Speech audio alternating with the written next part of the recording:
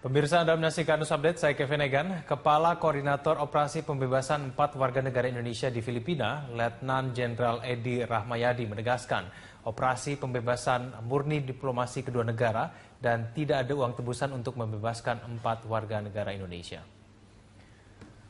Letnan Jenderal Edi Rahmayadi menjelaskan penjemputan dilakukan di perairan Filipina, terjadi komunikasi dengan pihak Angkatan Laut Filipina dan Indonesia untuk pembebasan itu. 3 hari sebelum dibebaskannya keempat sandera, Pangkostrat berinisiatif untuk menyiagakan personil dan 5 kapal perang. Orang nomor 1 di tubuh Kostrat itu menambahkan operasi militer untuk pembebasan 4 warga negara Indonesia itu telah disiapkan, namun tidak mengambil langkah operasi militer dalam pembebasan itu. Dalam penjemputan keempat WNI hanya ada pihak TNI dan tidak ada pihak lain, termasuk pihak perusahaan ABK Bernaung.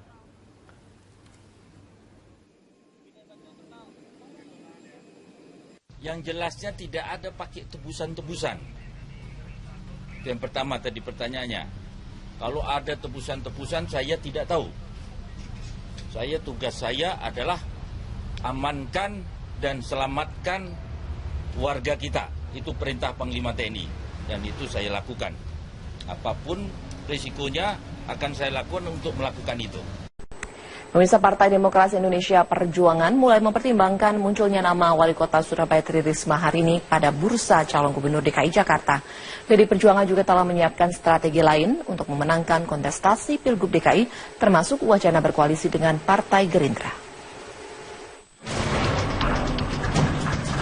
Kisah sukses duet PDI Perjuangan dengan Partai Gerindra pada Pilgub 2012 silam menjadi pengalaman manis yang mungkin saja bisa terulang pada Pilkada DKI 2017 mendatang. Bagaimana tidak, pasangan Jokowi Ahok yang diusung PDIP dan Gerindra berhasil memenangkan Pilgub DKI 4 tahun silam, sekaligus mendongkrak perolehan suara kedua partai tersebut pada pemilu legislatif tahun 2014 lalu. Kini, sinyal kembalinya duet politik kedua partai tersebut mengemuka. Di tengah sulitnya mencari tokoh untuk menandingi tingginya elektabilitas dan popularitas cagup independen, sang petahana Basuki Cahayapurnama. Terlebih, terdapat kesamaan beberapa nama yang berniat maju sebagai pemimpin Jakarta melalui PDIP dan Gerindra. Bulan kemarin kan sudah, ketika PDI Perjuangan membuka pendaftaran, kemudian terjaring beberapa nama itu, dan kebetulan dari beberapa nama itu ada juga yang itu memang menjadi kadernya Partai Gerindra. Jadi komunikasi politik sejak itu sudah kita lakukan dalam rangka untuk menyamakan persepsi tentang Jakarta tadi. Partai besutan Megawati Soekarno Putri kini terlihat gamang melihat fenomena elektabilitas Ahok yang hingga kini masih menguasai sejumlah survei.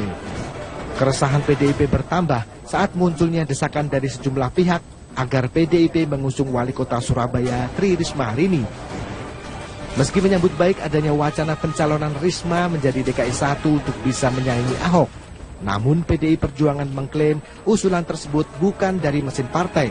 Terlebih, Risma tidak masuk dalam daftar penjaringan yang telah dilakukan internal partai. Munculnya Bu Risma di media sosial maupun beberapa spanduk yang bertebaran di DKI Jakarta, kami menyambut positif. Ini langkah awal bagaimana masyarakat merespon kehadiran Bu Risma. Akan tetapi ini kan bukan dari mesin partai. Kalau dari mesin partai sekarang ini kita gerakan adalah melalui pendaftaran dan pengusulan, maka muncul 32 nama yang mendaftar, kemudian 2 orang yang diusulkan. Wakil Ketua Badan Pemenangan Pemilu PDIP menegaskan tidak menutup kemungkinan Risma bisa maju sebagai cagup DKI. Namun, melalui pintu penugasan langsung dari DPP serta keputusan Ketua Umum Megawati Soekarno Putri. Saat ini, PDI Perjuangan masih fokus melakukan uji kelayakan dan tes psikologi terhadap 32 pendaftar dari eksternal dan 2 kader internal Boy Sadikin dan Jarod Saiful Hidayat. Dari Jakarta, Mila Amalia, Dede Rianto, Metro TV. Bapilu PDI Perjuangan hari ini menggelar uji kepatutan dan kelayakan bakal calon gubernur DKI. Sebanyak 34 bacagub diundang untuk mengikuti tahapan tes di kantor DPP PDI Perjuangan pada hari ini. Untuk mengetahui informasi lengkapnya kita langsung bergabung dengan Jessica Wower yang akan melaporkan langsung dari kantor DPP PDI Perjuangan. Jessica, siapa saja bacagub yang ikut dalam ujian kepatutan dan kelayakan pada hari ini? Ya, Elvita, dalam pantauan kami di kantor DPP PDIP Perjuangan pagi ini sesuai dengan agenda yang akan dimulai tahapan uji kepatutan dan kelayakan, yaitu akan dimulai dengan psikotes. Sudah ada sejumlah nama bakal calon gubernur yang tiba. Di antaranya ada nama seperti Sandiaga Uno, kemudian juga ada Abraham Lunggana. Tadi juga kami melihat Farhad Abbas sudah berada di lokasi, tepatnya langsung diminta untuk naik ke ruang untuk melakukan berbagai tahapan seleksi. Adapun memang juga baru saja ini kami melihat tiba di lokasi atau di kantor DPP PDIP Perjuangan Ketua Umum Partai Bulan Bintang Yusril Issa Mahendra. 34 nama bakal calon gubernur ini memang sudah masuk secara resmi dari daftar penjaringan yang akan dilakukan oleh Bapilu DPD DKI Jakarta. Dari 34 nama tersebut, 32 nama diantaranya merupakan rata-rata kader atau bukan merupakan kader PDIP sendiri, sedangkan ada 2 nama yang dimasukkan oleh Bapilu DPD DKI dari PDIP sendiri, yaitu ada nama Wakil Gubernur DKI Jarod Syaiful Hidayat dan juga nama Boy Sadikin. Dari informasi yang kami terima dari Wakil Ketua Bapilu DPD DKI, yaitu Gembong Warsono, dijelaskan bahwa 34 nama bakal calon gubernur hingga saat ini dipastikan nanti akan mengikuti berbagai tahapan yang akan dimulai pada hari ini. Namun memang masih ada beberapa nama, khususnya kader internal PDIP yang belum kami lihat atau kami pantau berada di lokasi penjaringan pada hari ini. Rencananya juga memang tahapan uji kepatutan dan kelayakan ini akan dimulai pada hari ini, dimulai dengan tahapan psikotes, dan nanti rencananya setelah psikotes hari ini selesai dilaksanakan, dari Bapilu sendiri akan melaksanakan konferensi pers terkait dengan tahapan dan siapa saja yang ikut dalam penjaringan yang dimulai pada hari ini. Kami masih akan terus memantau bagaimana nanti jalannya psikotes dan juga tahapan apa saja selanjutnya yang disiapkan oleh Bapilu dan siapa saja yang sudah mendaftar dan kemudian ikut pada tahapan penjaringan calon gubernur yang akan nanti diusung oleh PDIP sendiri. Untuk sementara demikian, kembali ke Anda di studio Elvita. Jessica Wawar, terima kasih untuk laporannya Jessica. Sementara itu pemirsa, di acara diskusi pilkada yang berlangsung di Gedung Juang 45 Jakarta, kericuhan sempat terjadi antara pengamat politik Boni Hargens dengan massa anti Basuki Cahayapurnama. Di sisi lain, Ahmad Dhani menyatakan bahwa seluruh bakal calon gubernur lebih baik mundur jika KPK tidak menetapkan status tersangka terhadap Ahok dalam kasus sumber waras. Dalam acara diskusi bertemakan fenomena Pilgub DKI 2017, pengamat politik Boni Hargens menjelaskan elektabilitas Basuki Cahayapurnama saat ini masih berada di atas seluruh calon yang ada. Pancasila dan Papua itulah nyawa, jiwa itu baik dari Ahok, silahkan dan pasti bisa menang. Tapi kalau nggak ada jangan Ahok. Ya, namun acara ini diwarnai dengan kericuhan ketika massa anti Ahok menilai bahwa pernyataan Boni terlalu meninggikan karakter Ahok. Acara sempat terhenti sementara ketika Boni Hargens akhirnya keluar dari ruang diskusi. Sementara itu Ahmad Dhani menilai selama KPK tidak menetapkan status tersangka terhadap Ahok dalam kasus sumber waras ataupun reklamasi, maka dirinya menilai lebih baik seluruh calon lainnya mundur. Meski begitu, Hasnaini mengaku tetap optimis dengan pencalonannya menuju kursi DKI 1. Kalau pendapat saya, kita harus optimis karena ini ibu kota Jakarta, tidak indah rasanya tanpa seorang ibu. Jadi Jakarta ini membutuhkan seorang ibu, jadi kita maju terus, bekerja terus, yakinkan masyarakat, jangan pantang mundur, karena fenomena alam itu alam yang menentukan, bukan manusia yang mengatur. Semua sudah diatur dan takdir tidak pernah tertukar. Dan di mana takdir bisa mengatur masyarakat, hanya Allah yang ngatur. Jadi jangan goyang pokoknya. Semua ada waktunya. Semua kan ada waktunya. Semua kan ada waktunya. Kalau menurut Profesor J. Saitapi kan semua ada waktunya. Ya biarin aja dulu waktunya Ahok. Ya kan bersama Jokowi. Kalau tadi didengar statement dari Ibu Risma begitu, saya nggak mungkin meninggalkan Surabaya gitu karena sudah memiliki komitmen dengan warga Surabaya. Tapi kalau saya juga nggak mungkin nggak nurut sama ibu gitu ya. Kira-kira mana yang lebih kuat nih Mas Hanta?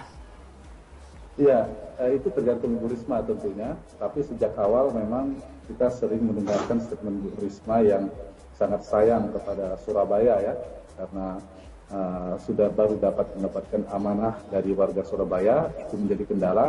Tetapi juga seperti yang dikatakan ada pertimbangan politik kalau kemudian dalam masa PD Perjuangan ada hak prerogatif Ibu Ketua Umum kalau penugasan sifatnya kepada Ibu Risma. Itu nanti akan bergantung pada perkembangan menurut saya seperti apa.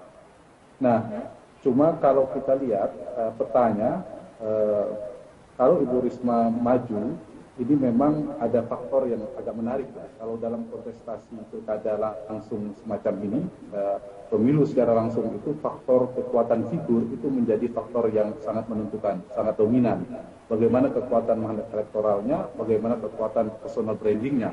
Nah, kalau Ibu Risma yang muncul, menurut saya lebih menarik dinamikanya ketika berhadapan dengan Pak Gubernur Petahana Pak Basuki Cahayapurnama dibandingkan nama-nama yang lain, tanpa saya mengurangi rasa hormat peluang kandidat lainnya. Gitu. Kenapa Bang Hanta lebih menarik kalau di head to head dengan Ahok? Menariknya karena Ibu Risma ini dari kekuatan magnet elektoral personalnya itu agak sebangun, ada agak mirip. Pertama misalnya kita lihat keduanya adalah kepala daerah yang dalam persepsi publik dengan segala kekurangannya dianggap kepala daerah yang berprestasi. Berarti bisa membandingkan dua figur yang menarik. Beda ceritanya kalau yang hadir adalah lawannya bukan kepala daerah misalnya gitu. Itu faktor pertama. Faktor yang kedua, mungkin berbeda dengan daerah lain, di DKI Jakarta itu membutuhkan pemimpin yang tegas, yang berani, yang memiliki terobosan seperti halnya mengapa salah satunya faktor elektabilitas Pak Ahok sekarang cukup stabil, masih relatif tinggi, faktor itu. Tetapi itu juga dimiliki oleh Ibu Risma. Kita tahu Pak Ahok yang tegas, Ibu Risma juga dalam persepsi publik menurut saya juga tegas, berani, terobosan-terobosan juga banyak. Hampir mirip juga kedua-duanya. Di sana ada bagaimana proses penutupan Doli, di sini ada Kalijodo. Kira-kira gitu, banyak hal yang bisa dibandingkan. Baik. Yang ketiga, silakan. Silakan Mas. Gimana? Yang ketiga dari segi negatif ratingnya, isu-isu negatif yang ada pada figur Risma hari ini menurut saya relatif minim ya dibandingkan dengan figur-figur yang lainnya. Nah sehingga ditambah lagi kalau kita baca tren-tren hasil survei dari rekan-rekan kita lembaga survei misalnya, tingkat kesukaan, likability dari seorang Risma itu relatif tinggi. Tidak jauh beda, sedikit di atas Pak Basuki malah. Nah ini potensi, sehingga ada semacam wow faktornya, faktor kejutannya ada sedikit dimiliki ketika Ibu Risma yang maju dibandingkan yang lainnya. Meskipun rentang margin elektabilitasnya relatif masih jauh ya menurut saya dengan Pak Ahok sebagai petahana. Tetapi ada waktu, artinya bisa dikatakan ini berpotensi menjadi lawan berat bagi Pak Ahok yang sekarang sedang menjabat sebagai Gubernur DKI ketimbang nama-nama lainnya. Meskipun potensi itu ada di Pak Yusril ya dibanding nama-nama lainnya. Tapi Ibu Risma memiliki potensi lebih seksi tanda petik ketika berhadapan dengan Pak Ahok. Tapi kalau saya menyitir Andini yang disampaikan oleh Pak Ahok ini positif. Yang diuntungkan adalah warga Jakarta. Kalau pilihan-pilihannya adalah orang-orang baik, orang-orang yang terbaik, tinggal selera masyarakat seperti apa. Kalau menu prasmanan yang berkualitas semua itu kan positif menurut saya. Oke, kalau kita ngomong selera masyarakat Jakarta, begitu yang sudah 2 tahun saat ini ya kalau dipimpin oleh Ahok. Kemudian juga mendengar, kalau lebih hanya mendengar prestasi-prestasi dari Ibu Risma di Surabaya. Melihat karakter dari warga Jakarta sendiri yang didominasi oleh kelas menengah ya saat ini untuk votersnya begitu. Apakah mereka cenderung akan melihat petahana atau justru melihat sesuatu yang baru, terutama ini perempuan begitu, dan didukung oleh parpol? Ya, itu yang menarik. Masing-masing figur punya kelebihan yang hampir mirip, tapi masing-masing juga punya kelemahan. Ibu Risma pasti akan dipertanyakan soal baru beberapa bulan menjadi wali kota Surabaya, lalu menjadi maju misalnya menjadi gubernur DKI dan sebagainya. Tetapi yang menarik dari DKI, seperti yang dikatakan, pemilih kelas menengah ke atasnya, kemudian mesin politik terkait dengan media sosial medianya itu kan gulirannya luar biasa, tertinggi tentu sebagai ibu kota di seluruh Indonesia, tentu Jakarta paling tinggi. Sehingga faktor-faktor itu akan menentukan pemilih-pemilih rasional yang mungkin jumlahnya tidak mayoritas, tetapi dia bisa mempengaruhi masyarakat secara keseluruhan yang lebih banyak itu, kemudian bisa menggiring opini, menggiring penilaian dan persepsi dan sebagainya. Nah, di titik itu sebenarnya ada positif. Mari kita membedah, kalau misalnya betul-betul ini terjadi ya, PD Perjuangan betul-betul mengusung Ibu Risma. Tinggal kita membandingkan, membuka data-data Surabaya seperti apa di era Bu Risma, bagaimana kemudian DKI kemajuan-kemajuannya dilakukan oleh Pak Basuki Cahayapurnama, tinggal dibandingkan. Kemudian itu menarik, demokrasi kita lebih maju kalau kemudian yang dinilai adalah kinerjanya, yang dinilai adalah bagaimana dia sudah melakukan apa. Sama-sama, satu meskipun di Surabaya, yang satu di DKI. Ketimbang hal-hal di luar substansial, misalnya soal kinerja, soal keberhasilan dia memimpin dan sebagainya. Nah, pemilih, kalau dalam studi perilaku pemilih itu kan ada 3 karakter, pemilih sosiologis, pemilih psikologis, dan pemilih rasional. Nah, pemilih rasional, konteks Jakarta berbeda dengan daerah lain, ini sangat menentukan. Pemilih rasionalnya mungkin tidak mayoritas, tapi mempengaruhi pemilih psikologis yang sangat terpengaruh pada informasi. Sementara pemilih sosiologis, ada pemilih yang biasanya irasionalitasnya lebih tinggi ketimbang pemilih rasional. Nah, ini menariknya dari Jakarta, kita akan melihat wajah demokrasi pemilu Indonesia, Pilpres itu berada di DKI sebenarnya ketika semua terlibat, kelas menengah, masyarakat terdidik, intelektual berada di sini semua. Nah, Mas Hanta, kalau faktor gender, kemudian faktor ras lah dan agama, begitu yang juga mau tidak mau memang menjadi faktor gitu ya untuk bagi pemilih. Itu masih nggak sih berperan penting untuk di Jakarta sendiri ini? Mungkin ada, kita tidak mungkin mengatakan tidak ada, pasti ada, tapi sebesar apa? Cuma tetap kalau saya ingin mengajak kita semua berpikir demokrasi kita ingin berkualitas, ingin maju, tentu mengajak untuk membedah rekam jejak, melihat keberhasilannya. Tetapi konteks Indonesia misalnya, pemilih sosiologis lah yang lebih banyak. Di Jakarta masih ada juga, seperti yang dikatakan tadi, soal gender. Kalau terjadi kan ini gubernur pertama, nantinya yang perempuan misalnya, calon gubernur yang berlaga nanti, kalau terpilih misalnya. Pak Basuki Cahayapurnama juga kalau jadi gubernur, meskipun dulu pernah, dari segi minoritas juga ini ujian demokrasi kita. Demokrasi itu yang penting basisnya meritokrasi. Kalau dia berprestasi, dia mampu, dia punya integritas yang baik, dia punya kapabilitas yang baik, memadai, leadership skill yang memadai, itu yang harus kita dorong pada masyarakat. Tetapi betul seperti yang dikatakan, realitas masyarakat kita ada yang memilih karena basis kedaerahan, ras, dan lain sebagainya. Gitu. Baik. Oke, terima kasih Mas Hanta Yuda, Sama-sama. Direktur Eksekutif Poltreking Indonesia.